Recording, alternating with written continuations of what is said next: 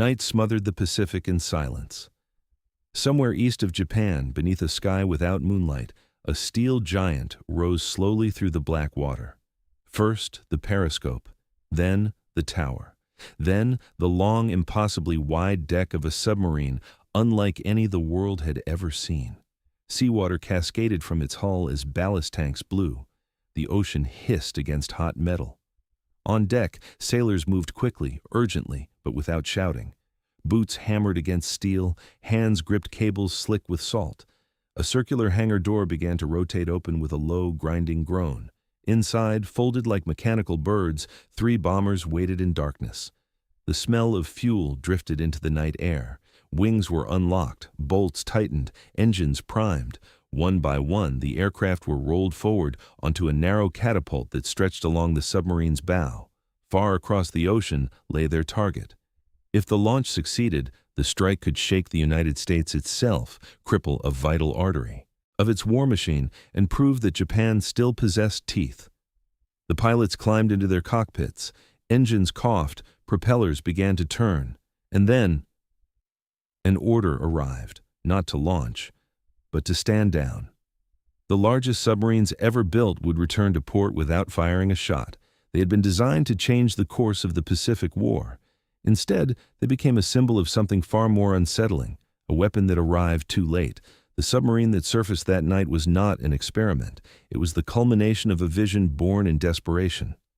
Designated the I-400 class, known within the Imperial Japanese Navy as the Sen-Toku, or Special Submarine, these vessels were unlike anything afloat in 1944.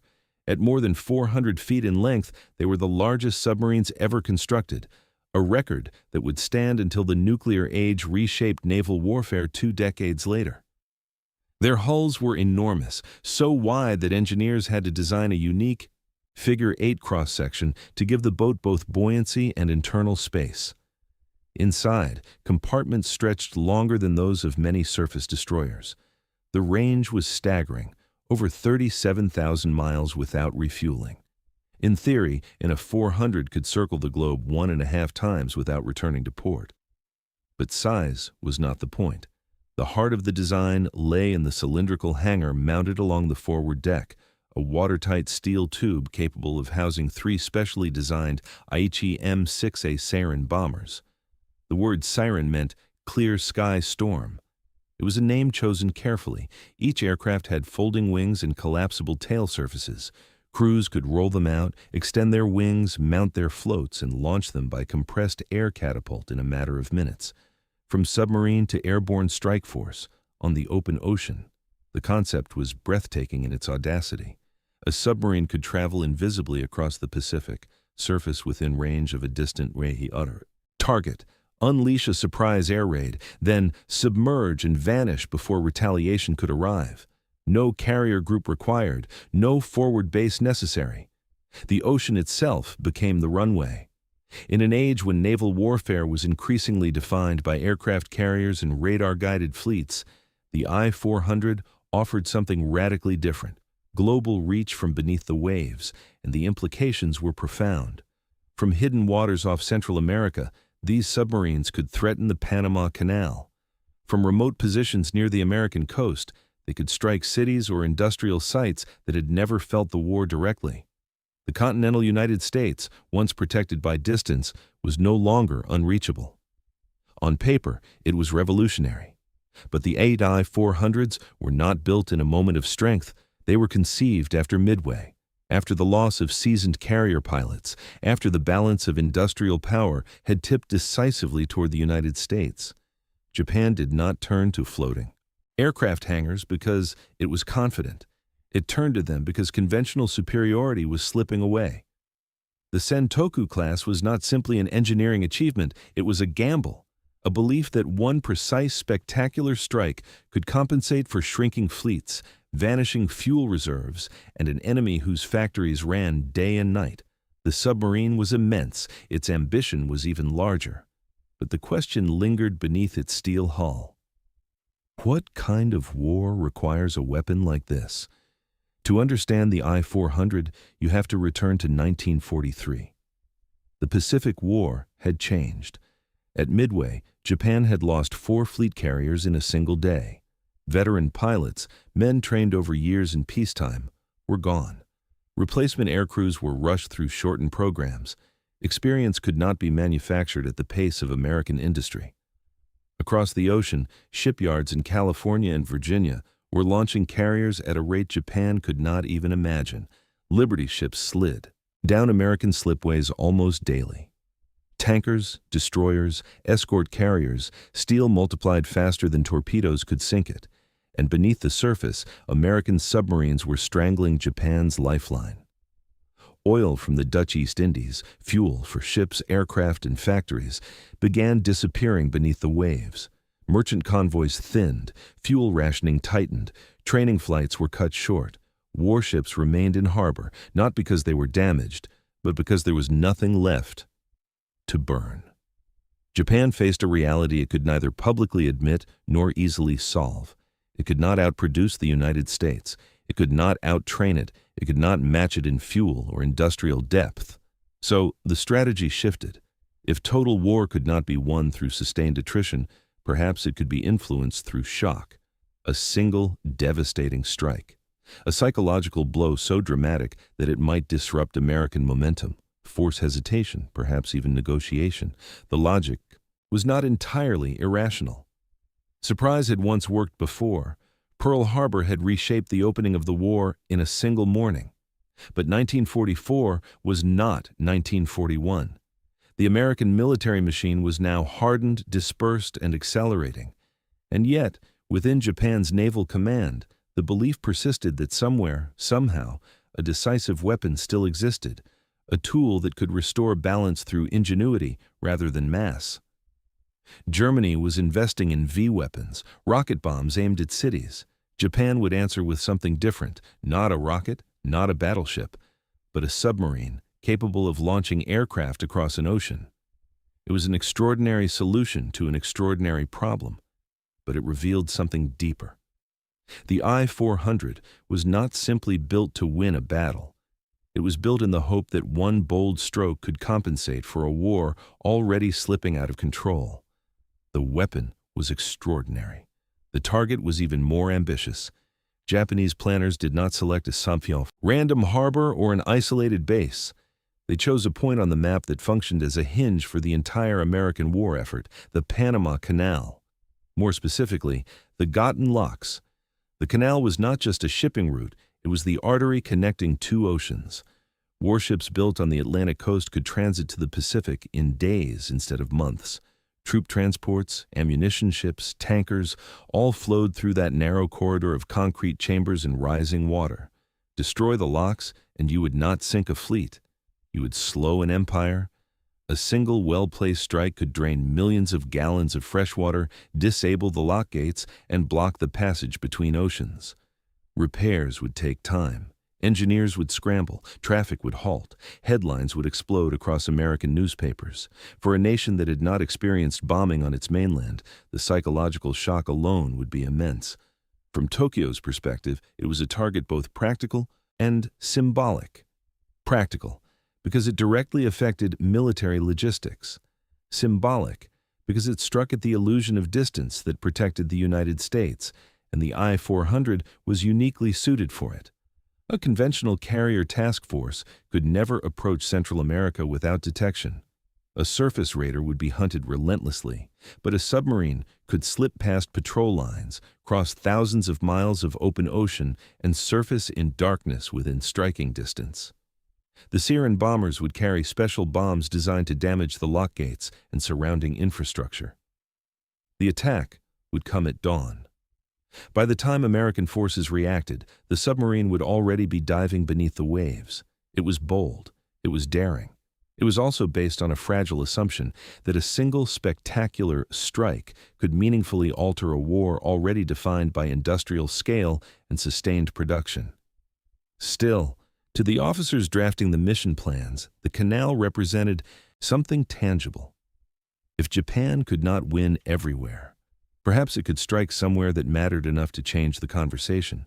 And so the largest submarines ever built were assigned a single objective: cross the Pacific, approach unseen. and sever America's artery. The idea was audacious. The execution would be even more delicate, and I-400 assigned to the Panama mission would depart from Japan and head east across the vast emptiness of the Pacific. To avoid heavily patrolled sea lanes, it would steer far south, skirting known American submarine routes and reconnaissance corridors. The journey alone would take weeks. Life aboard the submarine during transit was tense and crowded. Nearly 200 men shared the steel hull. Fresh water was rationed, air grew stale between surfacings. The sarin aircraft sealed inside their hangar had to be checked constantly for corrosion and mechanical faults. Every moving part had to function perfectly when the moment came, because there would be no second attempt. As the submarine approached Central American waters, radio silence would be absolute. Periscope sweeps would be brief and infrequent. The vessel's survival depended on invisibility. The strike itself was designed as a carefully timed sequence. Under cover of darkness, the submarine would surface within range of the canal. Crewmen would race to unlock the cylindrical hangar. The sirens, stored with wings folded tight against their fuselages, would be rolled onto the narrow deck. In calm seas, the entire preparation process could be completed in roughly 30 to 45 minutes. But the Pacific did not always offer calm seas. A rolling deck could turn precise assembly into chaos. A dropped tool, a jammed hinge, a sudden swell. Any delay increased the risk of detection. Each aircraft would be armed with heavy bombs intended to damage the lock gates and infrastructure. The pilots would take off before dawn, flying low to avoid radar. They would have only a small window to approach the target undetected. There was no expectation of returning to the submarine. Some versions of the plan assumed the pilots would ditch near the coast and attempt escape. Others acknowledged more quietly that this would likely be a one-way mission. While the sirens flew inland, the I-400 would submerge and withdraw at maximum speed. If the bombs struck true, millions of gallons of water would surge uncontrolled. Gates could buckle. Transit traffic would stop. Repairs might take months. But the vulnerability of the entire operation was undeniable. For those crucial minutes on the surface, the submarine, designed for stealth, would be exposed and defenseless. A single patrol aircraft, a stray radar sweep, an American destroyer on routine patrol, any one of them could end the mission before the first plane even left the catapult. The success of the plan relied on precision, it relied on surprise, it relied on flawless coordination across thousands of miles of ocean, and it relied on something far more uncertain. That even a perfectly executed strike would matter enough to change the course of a war already tilting heavily against Japan. On paper, the Panama strike was elegant. In reality, it was built on a fragile illusion. By early 1945, the Pacific War was no longer balanced on a knife's edge. It was tilting, heavily, visibly, against Japan. American shipyards were launching vessels at a pace no Axis nation could match. Damaged ships were repaired and returned to service in weeks. New carriers joined the fleet faster than Japan could replace a single loss. Oil flowed steadily from Texas and California. Ammunition stockpiles grew. Aircraft production soared into the tens of thousands. Across the Pacific, Japan was fighting a different war. Fuel shortages had become crippling. Pilots received fewer training hours. Ships remained anchored not because commanders lacked courage, but because there was nothing left to power them. Merchant convoys were decimated by American submarines. Factories struggled under shortages of raw materials. Cities began to burn beneath waves of B-29 firebombing raids. Against that backdrop, the Panama Plan began to look less like strategy and more like theater. Even if the Gotten locks were severely damaged, the United States would not suddenly lose its industrial advantage. Troops and equipment could still sail around South America if necessary. Repairs would begin immediately. American engineers had contingency plans. The canal was vital, but it was not irreplaceable. The deeper problem was this: wars of this scale are not decided by a single spectacular strike. They are decided by production lines, by supply chains, by sustained air superiority and secure logistics. The I-400 represented a belief that precision could outweigh mass, that ingenuity could compensate for shrinking resources, that a dramatic blow might rattle American confidence enough to slow its advance. But by 1945, American confidence was not fragile. It was accelerating. The firebombing of Tokyo in March demonstrated a brutal truth. The Japanese homeland itself was now vulnerable on a scale unimaginable 4 years earlier. Entire districts were reduced to ash in a single night, and still, American factories continued producing. From Washington's perspective, the war was not a question of survival, it was a question of time. The Panama strike, even if successful, would not restore Japan's lost carriers. It would not replenish its oil reserves. It would not resurrect its veteran pilots. It would be dramatic. It would be headline-grabbing. It would be remembered. But it would not reverse the tide. And slowly, inside Japan's naval command, that realization began to surface. The I-400 was a masterpiece of engineering, but it was being asked to solve a problem that no single weapon could fix. By 1945, Japan was no longer fighting only the United States. It was fighting arithmetic. Oil had always been the empire's strategic vulnerability. Before the war, Japan imported the vast majority of its petroleum. The conquest of the Dutch East Indies had temporarily solved that problem, but only if the oil could reach home. American submarines made sure it often did not. Throughout 1944, U.S. boats prowled shipping lanes from Southeast Asia to the Japanese mainland. Tankers were torpedoed faster than they could be replaced. Convoys thinned. Captains began sailing with the quiet understanding that many would never arrive. By early 1945, the flow of oil had collapsed. Warships sat idle in harbor, not because they were damaged, but because their bunkers were dry. Carrier aviation, once the sharp edge of Japanese naval doctrine, could not train properly. Pilots received minimal flight hours. Fuel was reserved for only the most critical operations. The irony was stark. The I-400 class had been designed for global reach, able to cross oceans without refueling. But even these giants consumed vast quantities of diesel. Every patrol required careful calculation. Every mission competed with the shrinking reserves needed for homeland defense. In some ports, fuel was stored in hidden tanks to protect it from air raids. In others, it simply wasn't there at all. Industrial shortages compounded the crisis. Synthetic fuel production lagged. Rail lines struggled under bombing.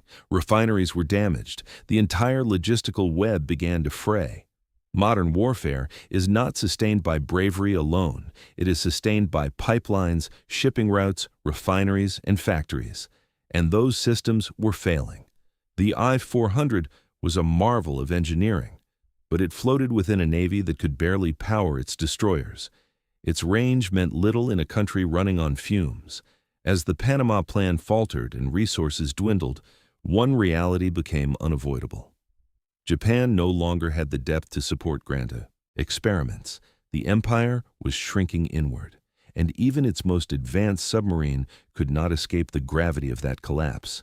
As 1945 unfolded, the Panama Canal plan began to slip out of reach. The long transit, the fuel constraints, the shifting front lines. Every week that passed made the mission more uncertain. American forces were advancing steadily across the Pacific, capturing island after island, tightening the noose around Japan's defensive perimeter. Then came a new idea. If striking the American mainland was becoming impractical, perhaps the blow could be delivered closer to the battlefield. The target shifted to Ulithi Atoll.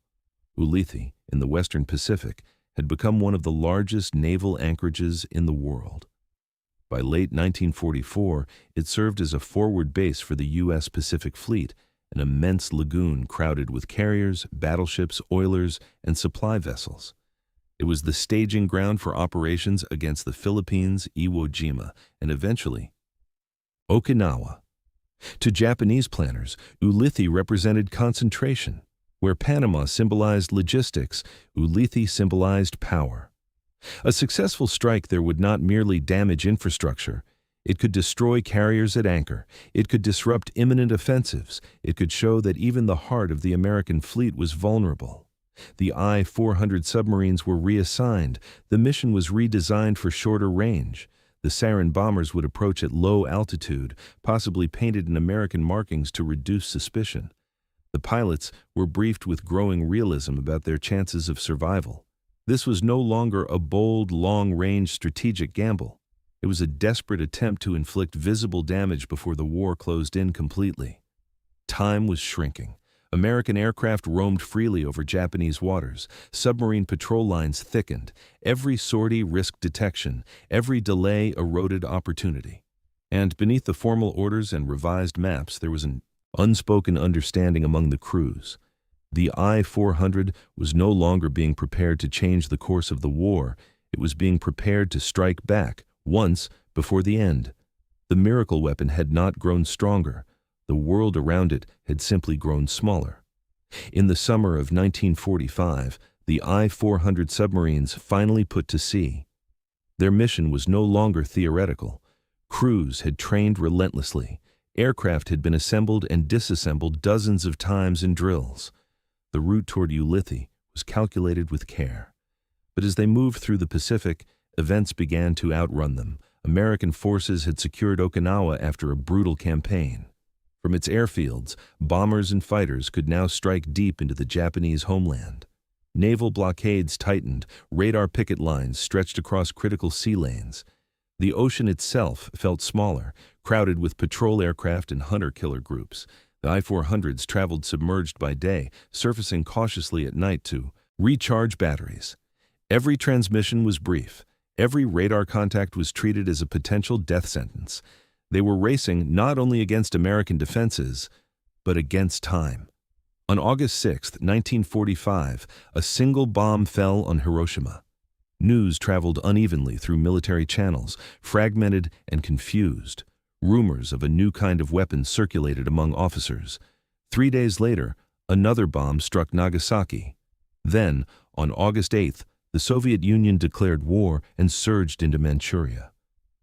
For the men inside the steel hull of the I-400, the world seemed to tilt all at once. The war they had trained for, the climactic strike, the final blow, was dissolving into something else entirely. Orders grew uncertain. Some commanders urged immediate action, others cautioned restraint. The prospect of launching aircraft against Ulithi now carried not just tactical risk, but strategic irrelevance. What would sinking a carrier matter if the homeland itself was facing annihilation? Then came the message no one had expected to hear so soon. Japan would accept surrender. The submarines were ordered to cease offensive operations. Aircraft were to be rendered unusable. Sensitive documents destroyed. Crews prepared for the unthinkable, surrendering a weapon built for secrecy and surprise. On deck, the sarin bombers were brought out one final time, not for launch, but to be dismantled and pushed into the sea. The catapults remained silent.